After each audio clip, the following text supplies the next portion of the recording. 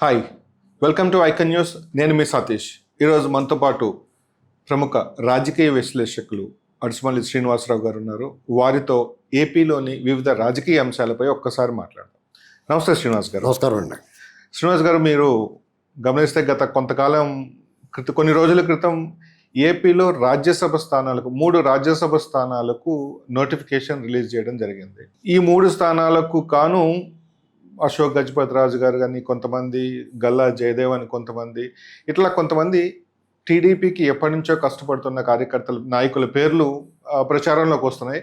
కానీ అనూహ్యంగా నిన్న మొన్న ఇది చూసుకుంటే బీదా మస్తాన్ ఒక అభ్యర్థిగా, బీజేపీ నుంచి రాజీనామా చేసిన, గతంలో వైసీపీ నుంచి గెలిచి రాజీనామా చేసిన ఆర్ కృష్ణయ్య బీజేపీ అభ్యర్థిగా, ఇంకొక టీడీపీ నుంచి సానా సతీష్ అని ఇప్పటి వరకు మరి పార్టీలో ఉన్నాడో లేదో కూడా తెలియని వ్యక్తి పేరు రాజ్యసభ అభ్యర్థిగా కొంచెం గట్టిగా ప్రచారం జరుగుతుంది.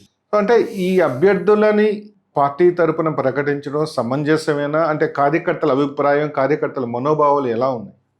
అంటే ఇంకా కన్ఫర్మ్ అవ్వలేదండి. కన్ఫర్మ్ అవ్వలేదు, కానీ ప్రచారం అయితే గట్టిగా జరుగుతుంది. ఈ ముగ్గురే అవుతారు. బయట పేర్లు వినిపిస్తూ ఉన్నాయి. సానా సతీష్ టీడీపీ తరపు నుంచి అని చెప్పంటా ఉన్నారు. రైట్. ఆర్ కృష్ణయ్య బీజేపీ నుంచి బేదామస్తారావు. ఇప్పుడు ఈ ముగ్గురులో మోపిదేవి వెంకటరమణ గారు, బేదామస్తారావు, తర్వాత ఈయన ఆర్ కృష్ణయ్య గారు కూడా రాజీనామా చేశారు. రాజీనామా చేసి తిరిగి మళ్ళీ పార్టీ మారాలనుకున్నప్పుడు రాజీనామా చేసి మారటం అనేటువంటి సాంప్రదాయమే, మంచి సాంప్రదాయం.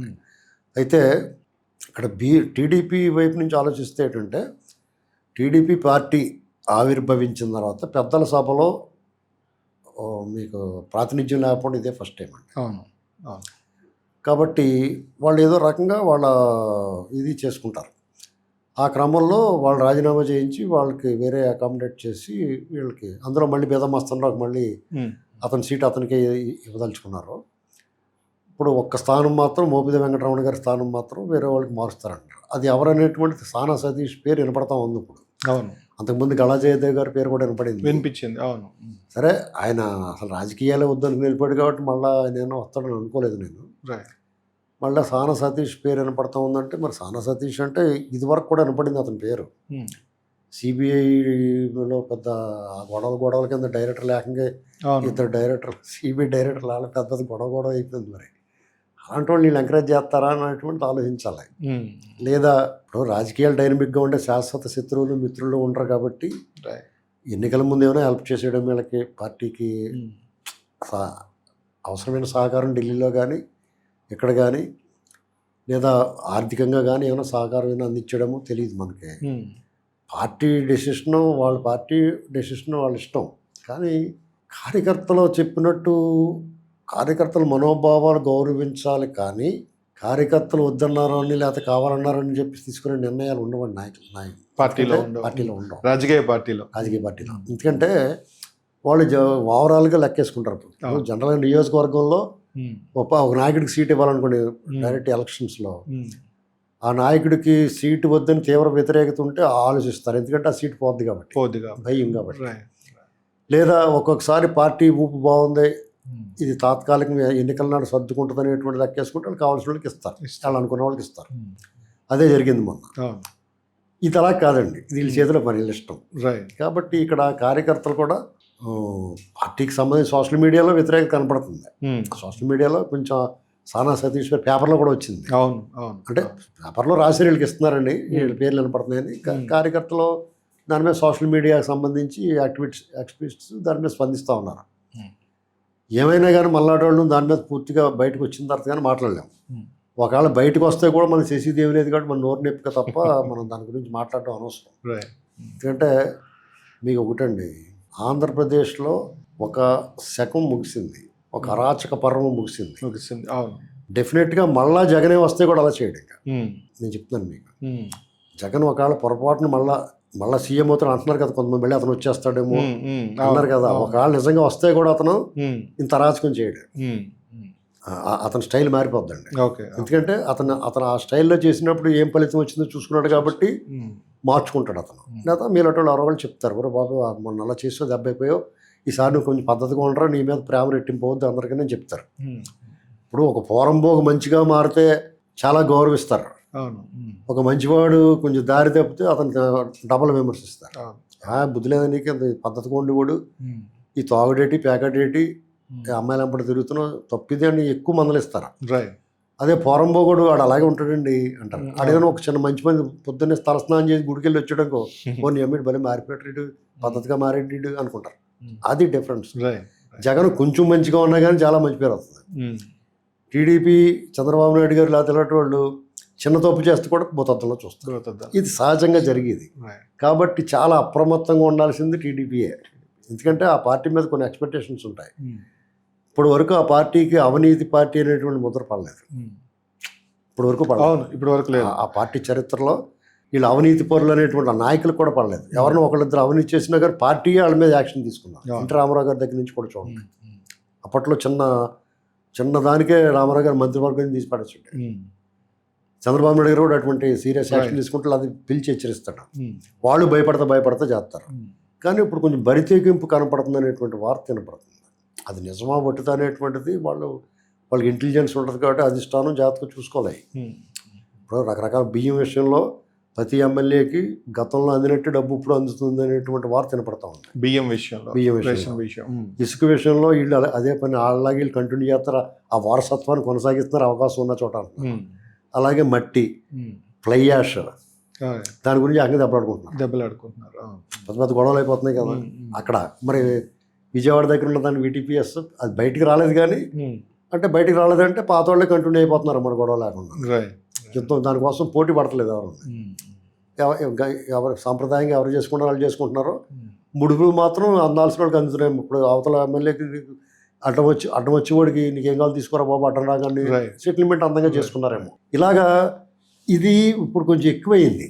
అంటే కుర్చీలో కూర్చునే డాన్ మారాడు కానీ పద్ధతులు అయితే అన్ని అయ్యే కొనసాగుతున్నాయి. ఇప్పుడు బాసు పరిపాలనలో ముఖ్యమంత్రులు మారారు కానీ ఇప్పుడు వాళ్ళే చెప్తున్నారు కదా యంత్రాంగం అలాగే ఉంది. ఇప్పుడు పవన్ కళ్యాణ్ గారు ఏమన్నారో, మా మాట వినలేదు అధికారులు అన్నారు, జిల్లా ఎస్పీ సెలవు పెట్టేసాను. ఇలాంటివన్నీ వింటున్నప్పుడు ఈ ప్రభుత్వం అడ్మినిస్ట్రేషన్లో ఎక్కడ తేడా వచ్చింది, వీళ్ళు చంద్రబాబు నాయుడు గారు తగ్గాడా, ఈ అధికార యంత్రాంగం వాళ్ళ స్థాయి పెరిగిందా అనేటువంటి ఆలోచించుకోవాలి. ఎందుకంటే చంద్రబాబు నాయుడు గారు ఈ విషయంలో చాలా స్ట్రిక్ట్గా ఉంటాడు. మంచి అడ్మినిస్ట్రేటర్గా మంచి పేరు ఉందని. అలాంటి చంద్రబాబు నాయుడు గారు పరిపాలనలో 6 నెలల దాకా ఈ చట్టం తన పని తాను చేయకపోవడం అనేటువంటి విచిత్రంగా ఉంది. దొంగలందరూ బయట తిరుగుతున్నారు. ఇప్పుడు మనందరూ ఫోకస్ ఎక్కడ ఉంటుంది, సోషల్ మీడియాలోను ఇప్పుడు అందరూ అవేర్నెస్ పెరిగింది. ఇప్పుడు పశువుల కాపరి కూడా అతని చేతిలో ఒక ఆండ్రాయిడ్ ఫోన్ ఉంటుంది. మీరు నేను మాట్లాడినది అతను ఎంటర్టైన్మెంట్ చూసి కూడా అయినా సరే రాజకీయాల ఆసక్తి లేకపోయినా అతను ఎంటర్టైన్మెంట్ ఛానల్స్ చూస్తున్నప్పుడు డ్యాన్స్లు, పాటలు, డైలాగులు చూస్తున్నప్పుడు టగాలమని తగిలింది అనుకోండి, మనం మాట్లాడుతున్న రేట్ ఇది అని చూస్తే కూడా వాళ్ళు అబ్జర్వ్ చేస్తున్నారు. అలా ఆసక్తి ఉంటే దాని మీద ఒక అవగాహన వస్తుంది. ఇది కాబట్టి వీళ్ళు చాలా అప్రమత్తంగా ఉండాలి ఈ విషయంలో. అంటే ప్రజల్లోనూ కార్యకర్తల్లోనూ ఆక్షేపణ రాకూడదు. ఇక్కడ ఆ పార్టీలో ఆశావాహులు చాలామంది ఉన్నారు. సరే వాళ్ళు ఎవరో రాజీనామా చేసింది, ఆ రాజీనామా చేసినప్పుడు మళ్ళా ఈ టిక్కెట్ రావాల్సినోడే రాజీనామా చేయడానికి సరిపడగా ఏదైనా మోట ఇచ్చేయడం ఎవరికి తెలుసు. ఆర్ కృష్ణ గారు ఉన్నాడు, ఆయన దానికే వస్తుంది కాబట్టి ఆయనకి ఎవరు డీల్ ఏమి ఉండదు. ఇప్పుడు మోపిదేవి వెంకటరమణ గారు రాజీనామా చేశాడు, దానికి బదులుగా ఏదైనా ఇస్తున్నారా ఇక్కడ. బేద ఆయన మస్తాన్ రావు ఆయన పోతుంది. దాంట్లో రాజ్యసభకు వెళ్ళే అభ్యర్థుల వల్ల ప్రజలకు ఎంత మంచి జరిగింది అనేది పక్కన పెడితే పార్టీకి చెడ్డ పేరు రాకుండా చూసుకుంటారు. గతంలో జరిగేది ఇప్పుడు నాకేమనిపిస్తుంది అంటే మన పార్టీ వాళ్ళు అంటున్నారు, ఒక ఆయన మా పార్టీ ప్రజల కోణంలోనే ఆలోచిస్తారండి, ప్రజలకు నష్టం జరిగి పనులు అయితే చేయరు. గత కార్యకర్తలు ఇప్పుడు నాకు ఒక డైలాగ్ వినిపించింది ఆ మధ్యకాలంలో, కలెక్టర్ ఎవరైతే కార్యకర్తకి ఎందుకు అనేటువంటి, జిల్లాధికారి ఎవడైతే కార్యకర్తకి ఎందుకు, కార్యకర్తకి తన పార్టీ పర్ఫెక్ట్గా పనిచేస్తుందా లేదా, పథకాలు సక్రమంగా అందునే లేదా, కార్యకర్తకి గౌరవం దొక్కుతుందా లేదా, ఇది కావాలి కార్యకర్తకి, ఆ పార్టీ గర్వంగా చెప్పుకోవడానికి. జిల్లా కలెక్టర్ ఎవడైతే అతనికి ఎందుకు అనేటువంటి మాట అది నిజమే అనిపించింది నాకు. జిల్లా కలెక్టర్ అయితే జిల్లా కలెక్టర్ సరైనడు కాకపోతే నష్టం ఎవరికి వస్తుంది? ప్రజలకే కదా నష్టం, ఖచ్చితంగా కార్యకర్తలకే నష్టం, ఆటోమేటిక్గా కార్యకర్తలకు నష్టం అవుతుంది. నష్టం. కార్యకర్తలకో లేకపోతే ఆ మండలాధ్యక్షుడికో లేకపోతే ఏదో పని ఉంటుంది. రైట్. అది మీకు వాళ్ళ స్థాయిని బట్టి గ్రామాధ్యక్షుడి దగ్గరికి వెళ్తారు, గ్రామాల పార్టీ పెద్ద దగ్గరికి వెళ్తారు, అతను ఇంకో దగ్గరికి వెళ్తారు, వాళ్ళు కలెక్టర్ దగ్గరికి వెళ్తే అతను పంపమంటారు. కాటంనేని ఒక కలెక్టర్ ఒక ఎంఆర్ఓ సరైనడు కాకపోతే ప్రజలకే కదా ఎగ్జాంపుల్ నష్టం. కాటంనేని భాస్కర్ చూసి వెస్ట్ గోదావరిలో చేశాడు ఆయన గత చంద్రబాబు గారి గవర్నమెంట్లో. మంత్రుల మాట వినివాడు కాదు. ఆటోమేటిక్ ఏమవుతుందంటే వాళ్ళు చేయాలి, ఇప్పుడు మంచిగా చెడుగా చేయాలనుకుంటే చేయలేరు. అప్పుడు ఏమవుతుందంటే అధికారిది ఏముందండి, ఇప్పుడు చంద్రబాబు నాయుడు గారి గవర్నమెంట్లో స్ట్రిక్ట్గా నిజాయితీగా పనిచేస్తారు. జగన్ రెడ్డి వచ్చిన తర్వాత కొట్టైనా సరే వాళ్ళ చేత పని చేయించుకుంటాడు. తింటే తినిపిస్తాడు, వింటే వినిపిస్తాడు, లేదా కొట్టి చేయించుకుంటాడు, లేదా పక్కన పెట్టేస్తాడు. అతనికి బోళ్ళని ఆప్షన్లు ఉంటాయి. ఇందులో తెలివైనడు ఏం చేస్తాడు, విని విన్నట్టు కొంతమంది ఉంటారు, తినేసి వాళ్ళు పని చేసి వాళ్ళు ఉంటారు, లేదా లాయల్గా పూర్తిగా బూట్లు లాగేసి వాళ్ళు ఉంటారు, లేదా ఏబి వెంకటేశ్వర గారు లాగా దమ్ముగా బయటకు పోతారు. ఇది పరిస్థితి. ఇలాంటి పరిస్థితుల్లో ఈ కూటమి ప్రభుత్వం కూడా వాళ్ళకి అనుకూలమైన కొంతమందిని వేసుకోవాలి. వీళ్ళు మంచిగా చేస్తారు కాబట్టి వాళ్ళకి అభ్యంతరం ఉండదు. At the same time party నాయకులు కార్యకర్తలు కూడా విలువ ఉండాలనేటువంటిది చెప్పాలి. అది చెప్పకుండా సెంట్రలైజ్డ్ చేశారనుకోండి ఏదన్నా.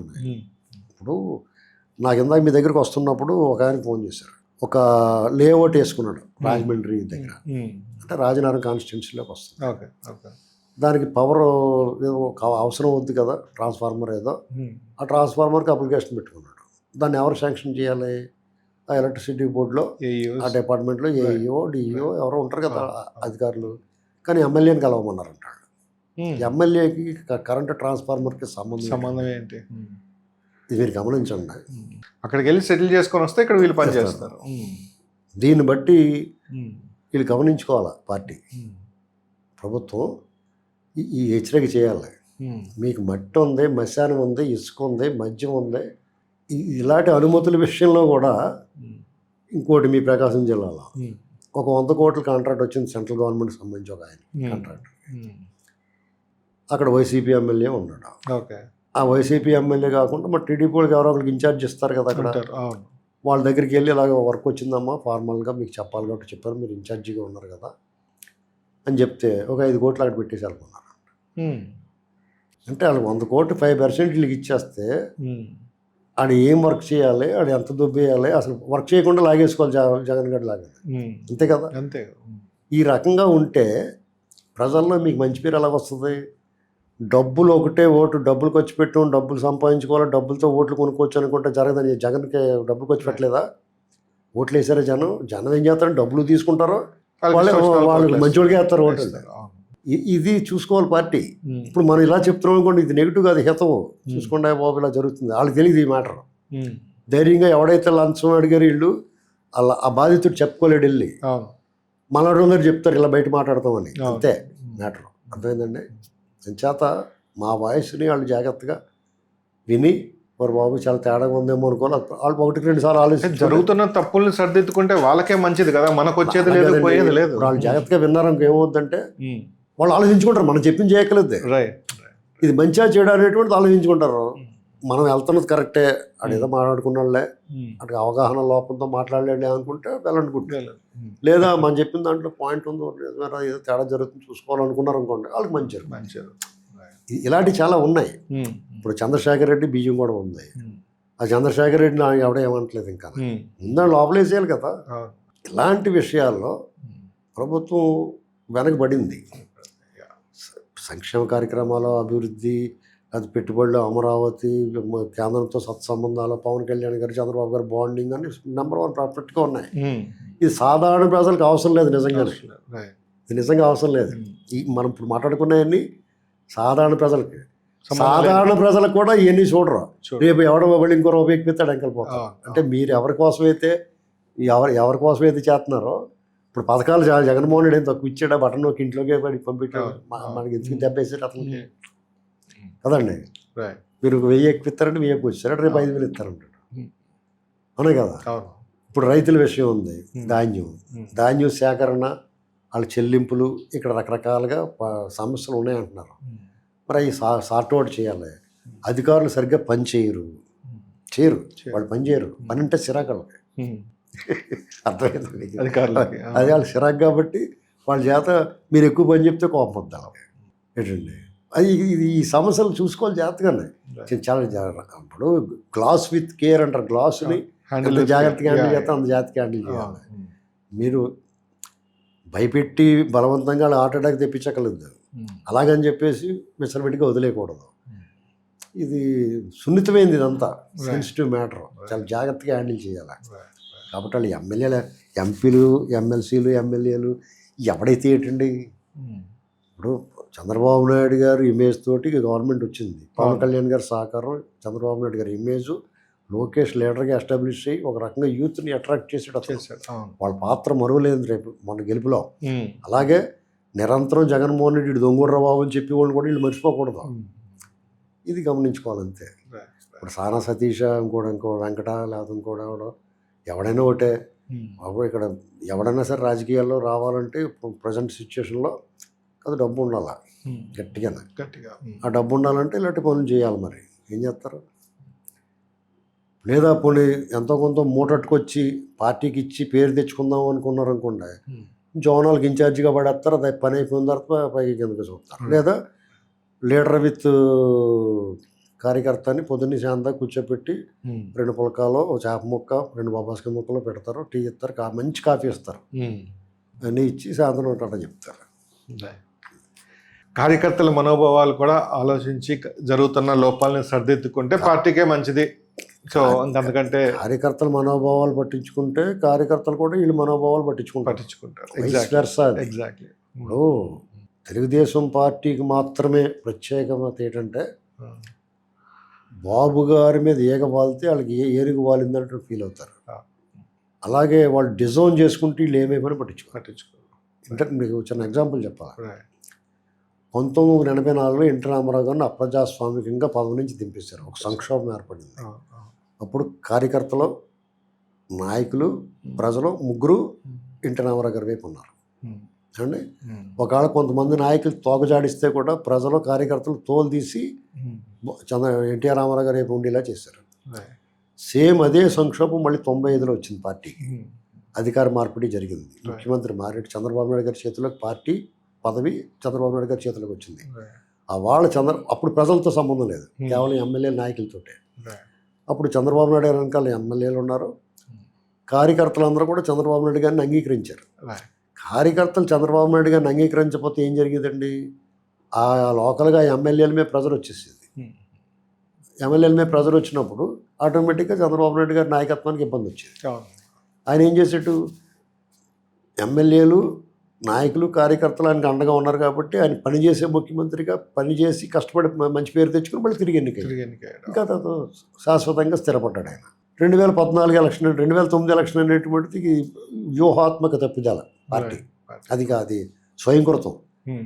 మీకు రాజకీయాల్లో హత్యలు ఉండవు, ఆత్మహత్యలు అంటారు కదా, అలాగే జరిగింది మనకి. 2014 వచ్చినట్టుగా అదొక విచిత్రమైన పరిస్థితి. అంటే చంద్రబాబు నాయుడు గారే ఉండాలి, ఒక సిక్ అయిపోయిన యూనిట్కి అతను జనరల్ మేనేజర్ కింద తీసుకొద్దాం, దీన్ని లైన్లో పెడతాడో అనుకుంటారు కదా, అలా పెట్టుకున్నారు. 2019 మళ్ళీ అది జగన్మోహన్ రెడ్డి మీద ఒక వేవ్, అది జగన్మోహన్ రెడ్డి ఒకసారి చూద్దామనే ప్రజల మార్పు. చంద్రబాబు నాయుడు గారు తక్కువేం చేశాడు, బ్రహ్మాండం చేశాడు 14-19.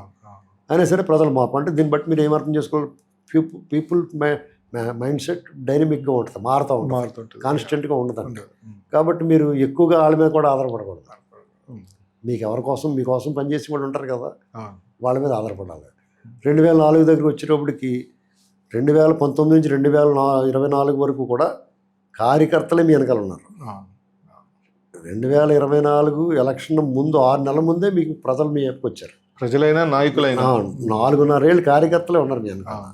ఆ కార్యకర్తల మనోభావాలను మీరు పట్టించుకు తీరాలనేది అందుకునే. ఇప్పుడు వాళ్ళకి అసంతృప్తి కలిగిన, అసహనం వచ్చినా, అది ఆగ్రహంగా మారిందనుకోండి, ఒక విరక్తి వస్తుంది. అప్పుడు వాళ్ళు దూరంగా పోతారు.